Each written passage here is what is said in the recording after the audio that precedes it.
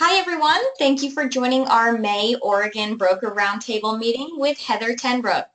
Before we begin, I would just like to say how happy we are to now offer a ton of great free marketing tools to all of our agents, and these are available in the AJI University. Our goal is to always give back to our agents by offering the newest tools and technology to you. None of this would be possible without you and your amazing amount of agent referrals to AJI. As Allison James continues to grow, with agents referring other agents to our brokerage, we will be able to provide more of these tools to you. And one thing I would love to share right now, we recently added 6 customizable listing presentations. So if you are on ajiuniversity.com, if you click on the dashboard here, you will see the new icon towards the bottom where it says listing presentation. And as I just mentioned, we've added 6 customizable templates in here. We know it was something that we've had numerous requests for, so we have created those here for you. We have the 6 designs here. We also have a company stats slide, so if you would like to include information about Allison James, how many states we're in, what our total sales volume has been, number of closed transactions, and all of that information, it is available on that company stats slide. Another neat thing is, I know everyone is familiar with agent marketing, and we have the link here to create your HD listing presentation in agent marketing. Really neat announcement. Last week, agent marketing just told us that these are now printable. So you can create your HD listing presentation and either use it digitally or you can print it out. So that's something really neat, which we're proud to announce. And also, I want everyone to remember that in our marketing section on AJIU, we have a ton of the holiday-themed Facebook banners. We've just added quite a few in here. So if you go to the marketing tab and then click on Facebook banners, you'll see we have a Memorial Day one. We know that is right around the corner. And we have a summertime one. There's just a ton of things available in here. So definitely take a look at all of the neat marketing things that we have in AJI University. And with that being said, Heather, I am going to go ahead and pass it over to you. Let me just pull up the presentation here. Hi, everyone. We might have a little echo on our end because Gina's just going to turn her sound down. Hi. I thought that I would start our meeting today showing you the summertime banner because we're getting close. And summer will start before our next month's meeting. Again, those banners are really fun to put on your Facebook pages, and they're really easy to load, and they're already formatted for that screen, so super easy. I wanted to, we can go to the next slide. I wanted to welcome our newest broker since our last meeting, Jessica Ardelian, and the reason why I wanted to spotlight our AJ Oregon Builder families this month is because now we have 3 in and that's in the Central Oregon area, and next month we'll highlight the Portland area. Jessica's husband is a builder, and their company is Dream Home Building and Design, and there's their website, super cool. And our other builder family partners, Sarah Kinzer's husband is Kinzer Construction. There's their website. And Stacy Sani, and I know Stacy's online today. Hi, Stacy. And their company is JS Contracting. So I know that they are super happy to answer any questions for you, and would love to obviously do some in-house deals. We always like those in-house deals. So if you guys have questions about new construction or any of their products, feel free to reach out to them. and we love having you guys on board. Thank you so much. Again, a little shout out again to the AJI University. The resources there, you know, in comparison to a lot of other companies, and then in just comparison to what is out there in terms of tools, I really am proud to be a part of this company and what we have to offer. And having that homepage and that resource is just really nice way to stay connected. And as a virtual company, I think it's really important that we do stay connected in these ways. We can sometimes get bogged down with you know, tasks and being busy and enjoying life, but I do think that the AJI University is a nice way to kind of bring us together, and I'm really enjoying doing these meetings every month. And I'd like to make a suggestion to all of you. If you'd like to have a particular topic discussed for our next meeting, just shoot me an email and I'll add it in, and then we'll put it on the panel. Oh, also, if you guys have questions throughout, I'd like to make this an interactive meeting and roundtable. So if you have questions while we're going through this, just shoot it in the little chat feature, and then Victoria will read your question. I'd like to have it interactive so that we all kind of stay on topic instead of waiting for questions all the way to the end. So feel free to put any question that you like in there. And you can also save the time. If you don't want to send me an email about topics next time, you can just put them in the chat function and I'll make a note of it for next time. Webinars, blogs, and training, I wanted to also touch on that too. There's make sure that you guys are all checking your spam and your promotional tabs in your emails for the AJI weekly and monthly special emails that come out. And Victoria, correct me if I'm wrong there, the different times that things come out, there's the weekly webinars, yes? Yes. Mm-hmm. And then there's the newsletter. And the newsletter, exactly. We send out a weekly update email every Wednesday, and that has everything in it, all of the upcoming webinars, the link for the upcoming broker roundtable. Anything you need to know is going to be in that newsletter that comes out on Wednesday. It's called the AJI Weekly Update. And if you guys aren't getting those, check first your spam and tell your email that it isn't spam, or check your promotionals. And if you still aren't getting it, let me know and I'll make sure that we check on your email address and everything that's so it's correct in there. Touching on brokers in other states, we are seeing a rise in our referral business, and I'd also like to just, shout out to our brokers in other states. If you're looking, obviously, in an area where we don't have an office, obviously that's, can be a challenge. But I do recommend you always start with our AJ family.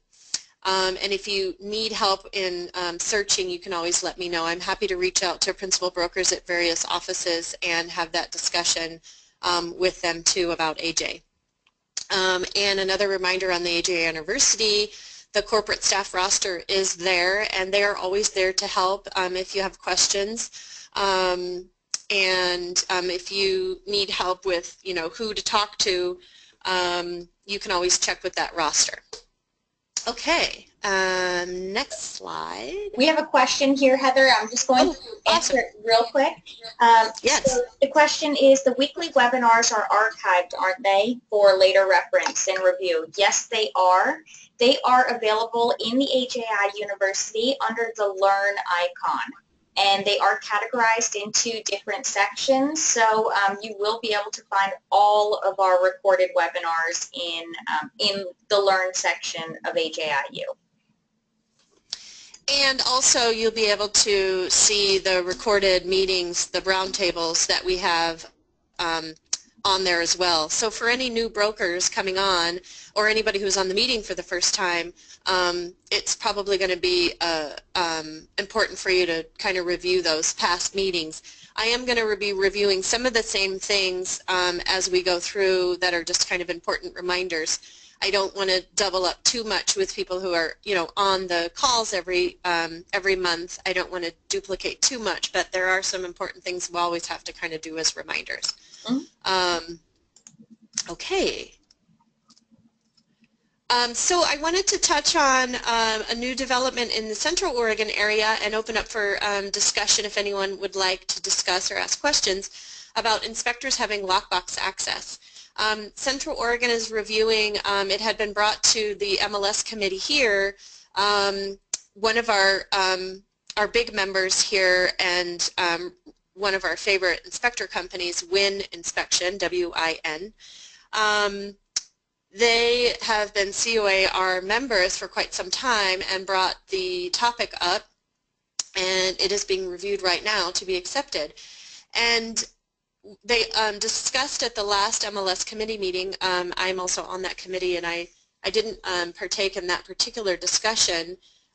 It was last month, but we got to follow up on it this month, and I think it's a great idea, also because of some of the challenges we've all faced with buyers wanting to be at inspections, selling brokers or listing brokers maybe not being available at that absolute specific time of that inspection taking place, things like that.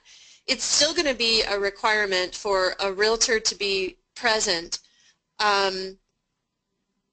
if your client is going to be present. But if the seller is going to be present and the buyer is not going to be present, then it's still fine for a realtor not to be there because they are a licensed bonding contractor.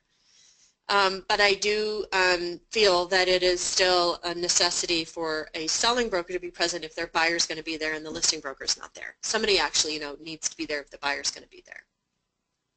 And I do agree, and I just wonder what most of you guys think, that this is probably a really good idea to eliminate some of that scheduling conflict. And they also have to then, access that lockbox, so then you have a record of the time that they were there.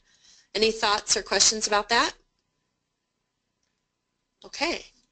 In the Portland area, has there been anybody from Portland, has there been discussion up there at any meetings? PMAR, EMAR, at the RMLS, anything? Okay, moving on. All right, next slide. So just real quick, wanted to go through some SkySlope reminders again. Ratified contracts, please remember to get your contracts in within 2 days of ratification so that there's time for review and brokering. If you are going to be having your contracts in for some reason, maybe you missed that deadline because you were out of town, or you didn't have somebody working on your files for you, or your TC had an error, or whatever that explanation is, the state real estate agency, the Real Estate Agency of Oregon, I didn't say that right either, the Oregon Real Estate Agency, they do require an explanation, and that it be in the file. So when I make a note in SkySlope for you on that line item for you to just put a log note in, I just need you to put a log note in and then just confirm with me that it's done. If you've already done that and you know that you're entering in late, just put a comment in, log entry completed, for late submission, and then I'll just go ahead and okay it. It makes it a lot easier in review when I know that, you've just acknowledged that it's late. And it's not a huge deal, it's just that we just have to, do our little paper trail. And there's no need to enter documents twice. For example, if you know that your buyer's acknowledgement is already in your entire contract submission, then I'll go ahead and make that not required.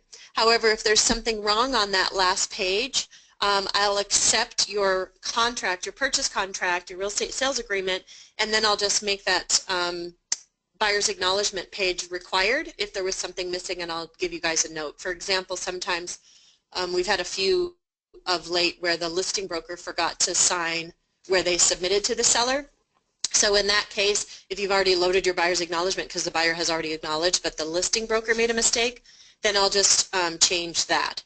Also, if your entire contract is just missing one thing for one page, it's also okay to just enter that one page separately, and I can just do that on a miscellaneous line item.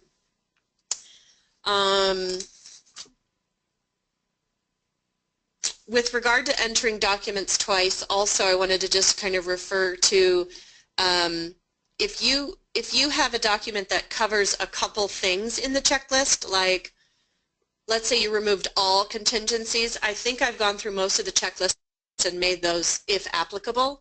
I understand that some of you don't, use those in your practice, but if you use them sometimes, then you should use them all the time. And what I mean by that is the agency likes to see consistency in your practice. So if you, for example, are consistently using contingency removal addendum for preliminary title report, CC&Rs, inspection, if you're removing a whole bunch of things at one time and then on one file you don't, then the agency kind of frowns upon that because you are making that practice consistent. So if you're not in the practice of doing that and then you actually do that, one or two times, it's not as huge of a deal as if it were the opposite. Does that make sense? So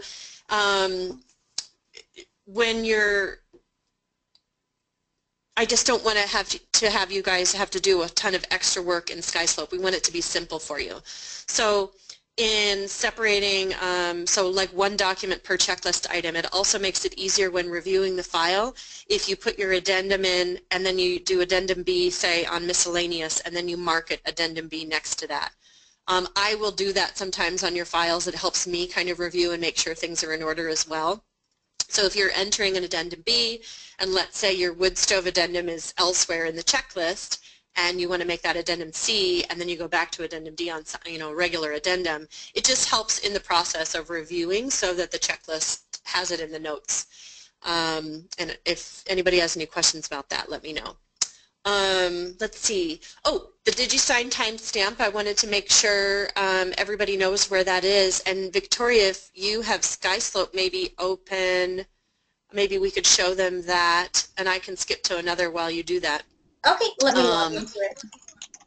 Awesome.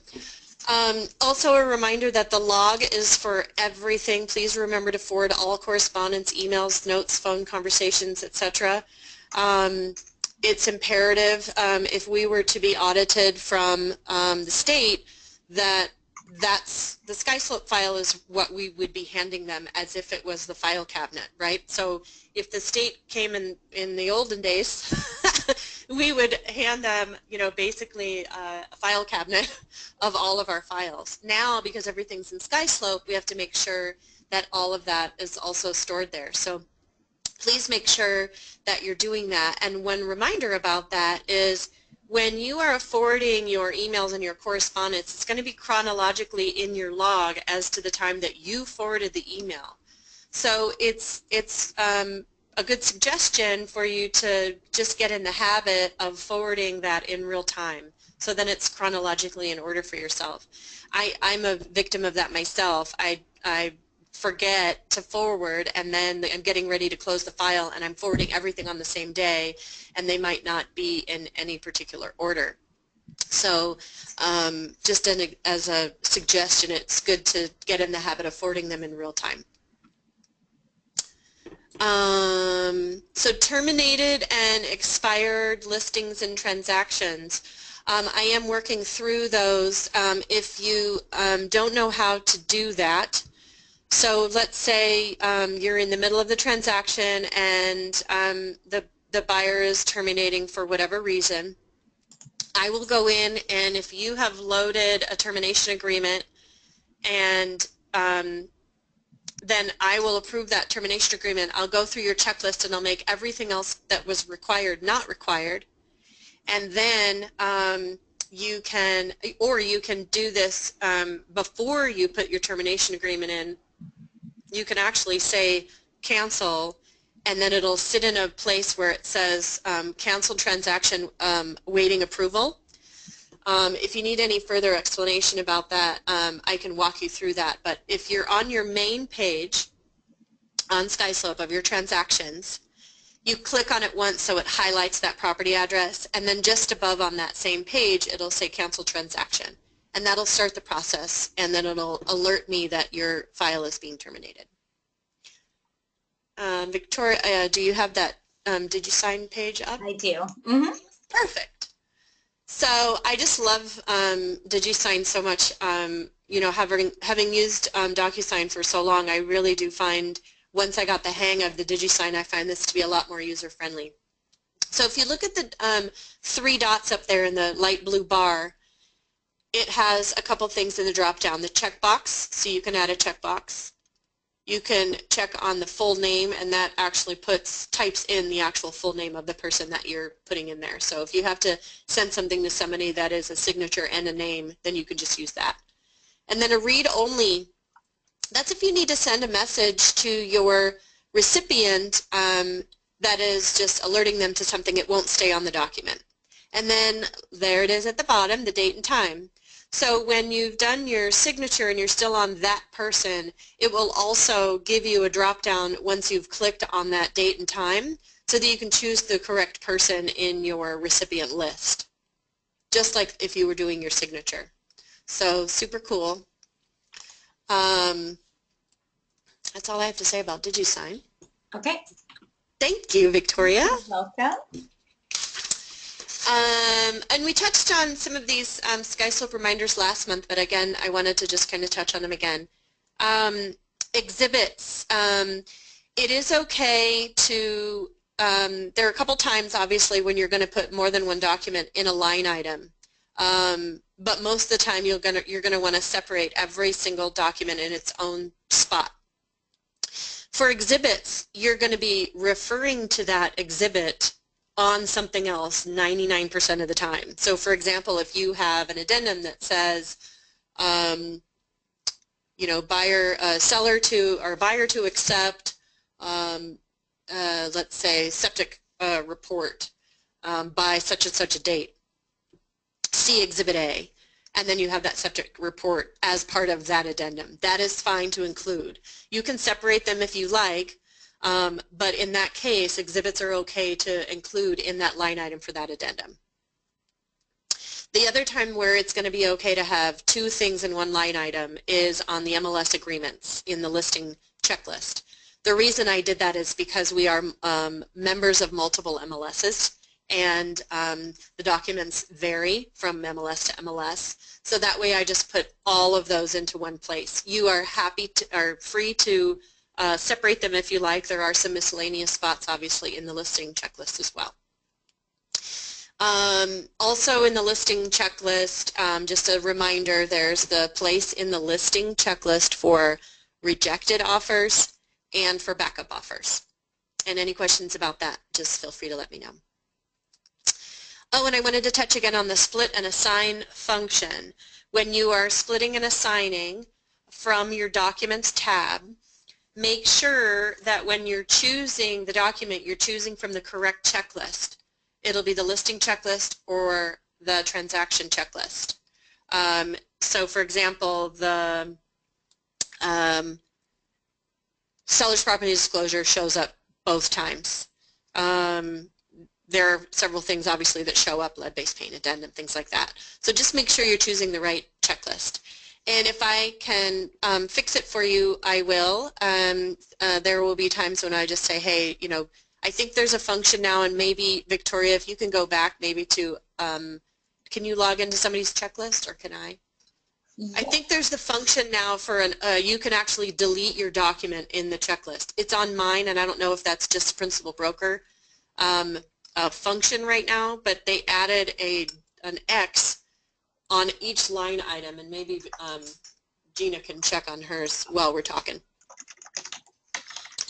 So if you guys see the X on your line items, then you can delete something out that you've entered incorrectly, or you don't have to, you know, pull up something to delete it now. Like it used to be that you could only delete something if you had more than one thing, like the incorrect document and then the corrected if I've asked for corrections. Then the pop-up window comes up and then you can delete the wrong one. But now when there's just one, you can actually delete it also. So in the checklist, there should be an X on the next to the line item. And if there isn't, maybe that's just a principal broker function. I'll double check on that. Okay, moving on.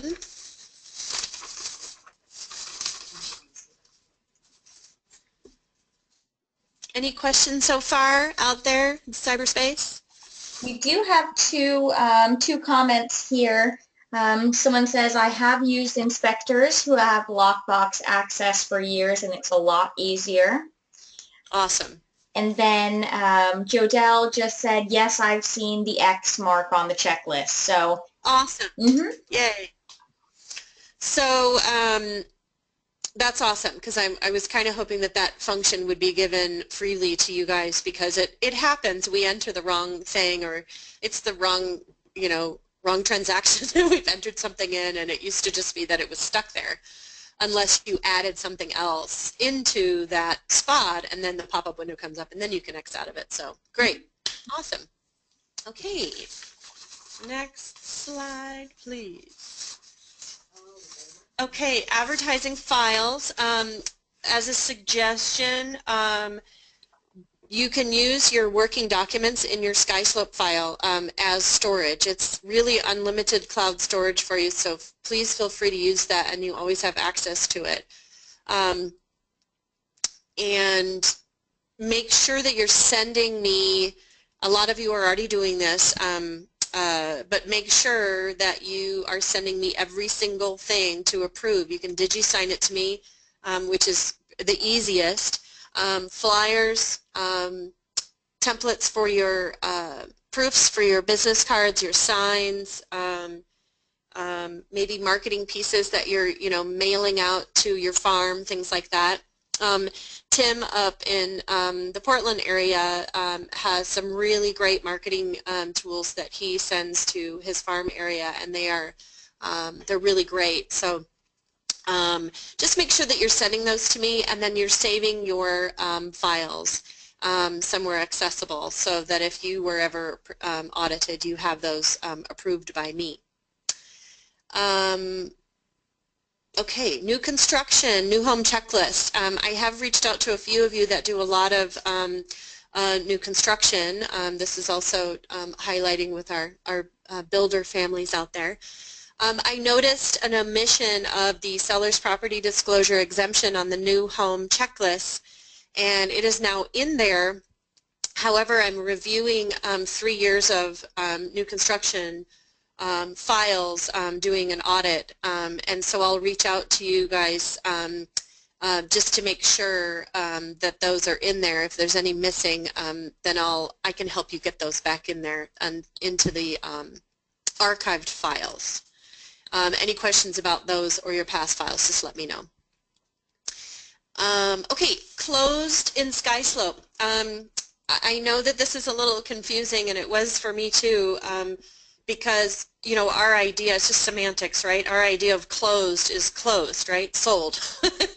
So sometimes all of a sudden, right, you can't find your transaction file, and that's because it's already been approved. Your commission demand has been loaded by corporate, and then it moves into a separate little section on your transaction page saying closed, awaiting, or closing statement to be uploaded.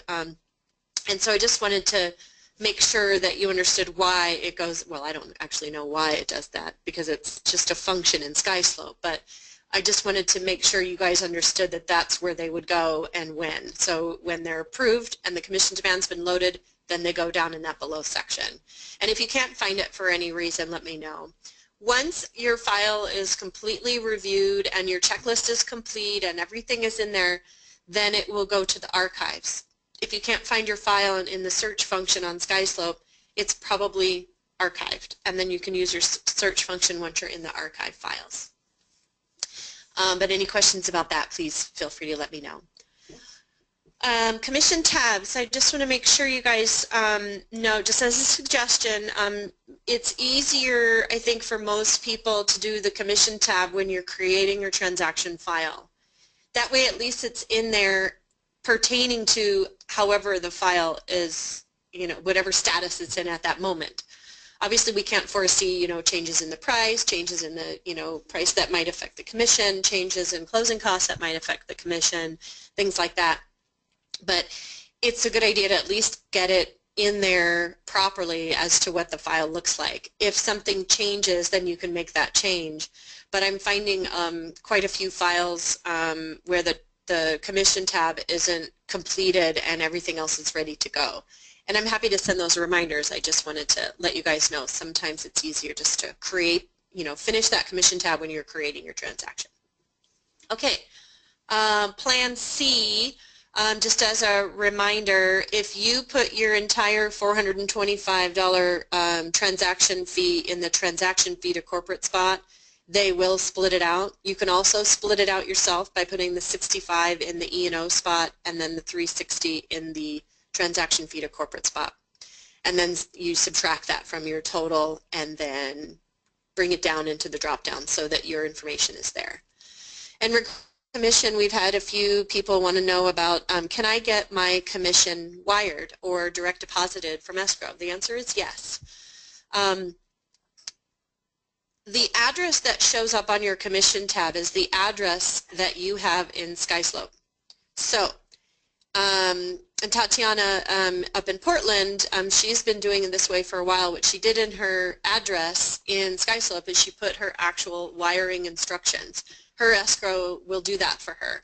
So just check with your favorite escrow, whoever you're doing your file with, if they'll do that for you. And then on the commission tab, the commission demand, it'll say you're in there instead of a physical address to mail. And if you prefer to pick up your commission instead of having it mailed to you, then that's just a conversation you'll have with escrow. The commission tabs will always have whatever you have in your address in SkySlope. The commission demand, gets there, obviously when it gets there, and then you can just let your escrow officer know, hey, can you just hold my check, save a stamp. Okay. All right, we've already talked about separating and splitting docs, but does everybody get that and love that function in the Documents tab? Gina says, sure does make life a lot easier, when you get a, whole document with 30 pages and just splitting it. So if you have any questions about that, for sure, let me know. Okay, last thing about... Sorry, okay, go ahead. A side note here regarding the wires. Kelly says just check with your bank before you do the wire. Hers charged her $15 per wire when she did that. So. Okay. Yes. Good point. Thanks, Kelly. Yes, some banks will charge for an incoming wire. So yeah, if you're okay with that charge, great. But yeah, definitely check. Thank you, Kelly. Good reminder. Regarding the required docs, if you just say NA, that's fine. If it's something that's coming later, just put a note to me, then I'll know that it's coming.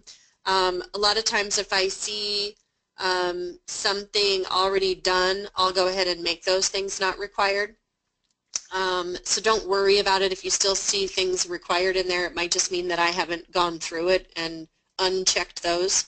But if you ever have a question about what is required and what isn't, if it says required, just shoot me a little note and I'm happy to help out with that.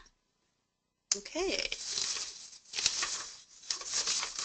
Moving on to seller's property disclosure. So it's very important. We're seeing a lot of errors just out in the world these days, and I've been talking to other brokers and other offices, and they too are having some of these issues. And I think it just has to do with the way the market is right now, and there's lots of pressure. There's low inventory in a lot of areas, and it's just things are kind of happening a little quickly again, and I think people are getting away from being their own good proofreaders that they are. I was talking to one of the other managing brokers here in town just the other day at the MLS meeting, and we were talking about some of the issues that have been happening to both of our offices. And I think a good reminder is just taking 5 minutes. If you're sitting down with your seller and let's say you leave them to do their homework, and you're walking around taking pictures and having discussion maybe with the spouse or whatever it is you're doing while they're doing their homework. It's very important for you to review that before you take it from them. Save the time later. You're there, you're right there. Just take a minute, go down the list, take a piece of paper and go line item by line item. One of the things that I tell my sellers is, go one question at a time. Make sure every single line is marked. If it's an NA, mark it NA. Just because the question above it says, let's say one of the questions is, is there remodeling, and you say no, and then it says if yes, was there a permit installed? Was there a permit obtained? I think it's, there are a lot of times when people say, well, it says if it's, yes, then move on. Well, it's still an NA question, so try to remember, the state likes to see, and all of our good old attorneys, they like to see everything checked. Don't leave things blank. So if a seller, or if a listing broker refuses, let's say you're getting this seller's property disclosure and it's not complete, review it prior to giving to your buyer and send it back to them. And you can blame it on me. I am happy for all of you guys to blame it on me because I am following, the statute, I'm following the rule. And if they absolutely refuse and you've requested a couple times, then that's okay. I will back you up, I will support you, and I will approve your file. But it is, ultimately our responsibility to make sure these things are complete before we pass them on. So I guess that's my point, before you pass it on, just look at it. Okay, so questions with asterisks answered yes. So as an example, you'll see on the screen on page 2, I'm sure you're all familiar, with some of these questions. And you'll see, for example, on question line number 48, it says, is title to the property subject to any of the following? That question, yes, has an asterisk, okay?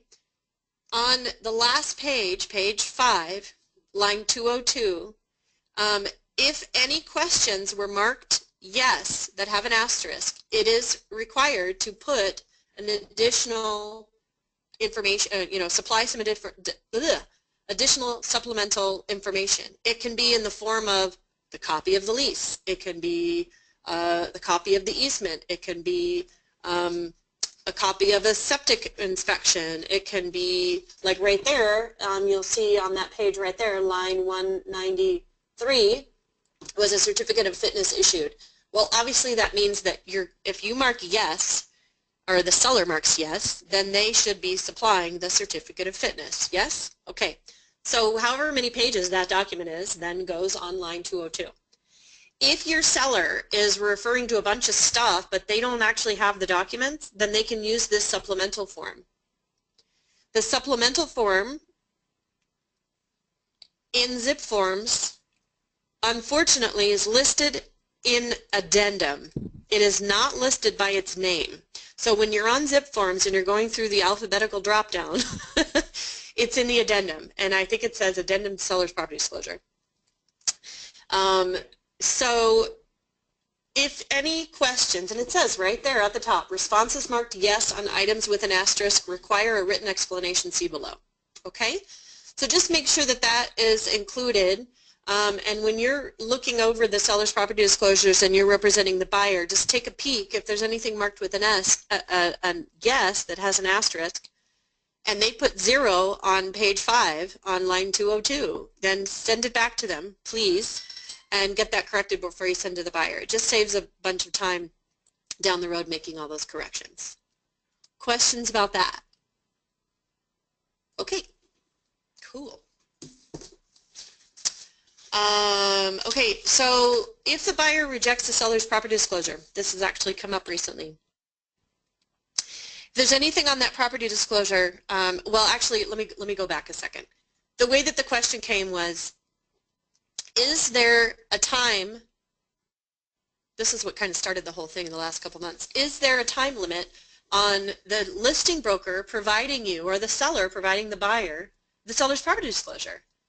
And there isn't. So there's no deadline. And so all this time can pass, right, where your buyer is getting their inspection, their appraisal, and they still haven't gotten the seller's property disclosure. Who's responsible, and what is the timeline for getting that information?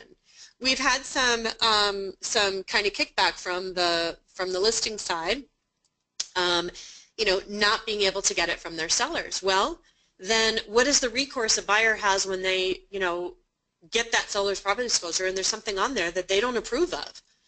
So are they out their inspection costs? Are they out their appraisal costs?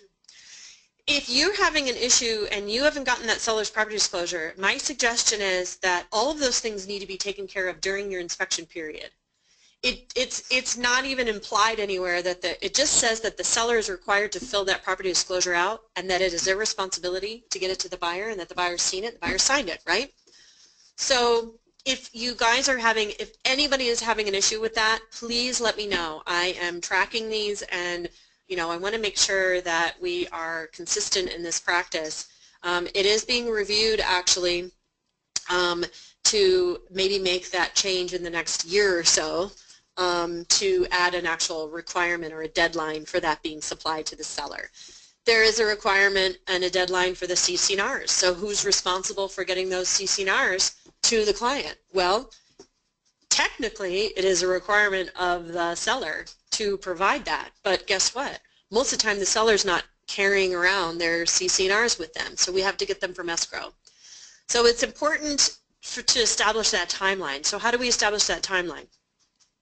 So on the, for example, on the CC&Rs, if you have a documented, you know, if you have an email from escrow and then you have an email from yourself to your client providing them with those CC&Rs, then the clock ticks. That's another reason why you need to save your emails and document and put them all into SkySlope, thus establishing that timeline. And if you need to document that yourself, then you can also use that addendum saying on the receipt of reports and removal of contingencies form that's in zip forms, you know, you can say seller received CC&Rs and hereby, you know, removes that contingency. Back to the seller's property disclosure, again, if any of you are having issues with that, please let me know. If you're getting any, you know, splashback, blowback, whatever, from the listing side, you know, just let me know. We've had a few things on that subject come up.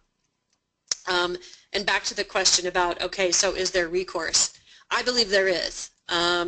There is a precedent, and I was reading a case recently where it was definitely returned to them. From, you know, the seller was commanded to reimburse the, you know, the buyer their expenses on that property. So I think that's what kind of spurred, you know, wanting to put an actual timeline on the receipt and acceptance of that seller's property disclosure. Questions, comments? You can also use that unconditional disapproval form for the seller's property disclosure if you need to. You can also just put that on an addendum. Okay, moving on. Just a couple more things. So Phil Queren, who is our the Oregon Association of Realtors attorney, and also he's on the forms committee, and he's actually helped to write and create a lot of our forms. And if you, Victoria, want to just click on that website, this is Phil Queren's website, q-law.com. I highly recommend that you check this out. He does a really great blog. He updates his information all the time. There's great information that you can see on there: realtor risk management, Q-Law real estate articles, Q-Law FAQs, glossaries. There's a lot of really good information on there. We are members as an office of the legal hotline, and if you guys have questions, I can always pose them. So just shoot me your legal question. I can always pose them to the hotline. And Phil Queren also has assisted us at, you know, free of charge when we have questions. So if something comes up and you can't find it elsewhere, or direct your clients elsewhere. Now, obviously, we want to be the source of the source and not the source, right? We're not attorneys. So I'm not saying take this information and answer your client's questions. This is just for your information and your understanding. If you actually have a legal question for your own self regarding relationship with another broker, or what do I do in this situation, that's different. Okay, that's totally acceptable. But if your clients have questions, obviously your clients need to be directed to their own attorney.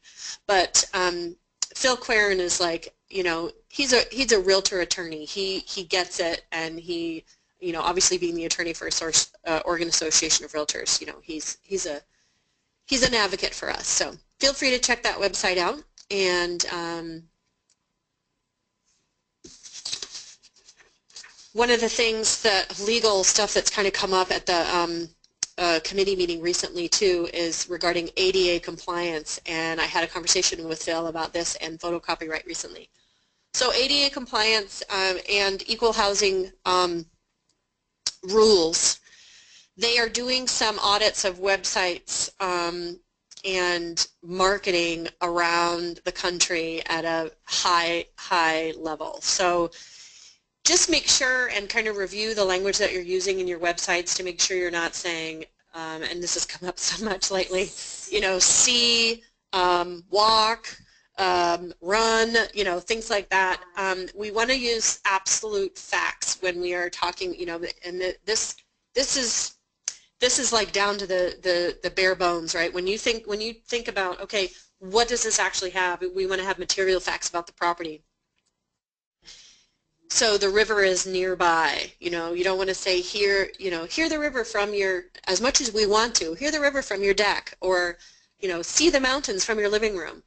You can say river views, you can say mountain views, but you cannot say see, because that goes against, people obviously who can't see. You can't say walking distance to new shops, or, walk your kids to the park, things like that. And we have to be careful with using words like perfect for family. We can't say that because some people don't have family. There are specific rules about what we can say and what we can't say in our marketing. And there are lots of classes around that throughout the state, continuing education about that. If you guys need a list, I have a really great list. It's kind of broken into red, yellow, and green. Like red is absolutely no-no, green is good, and yellow is could go either way depending on the context. So if you have questions about that, let me know. Maybe I'll just send that out to everybody later today, and I'll send it to you all in color. Yeah, and maybe, Victoria, you could load that into the University in the Oregon section.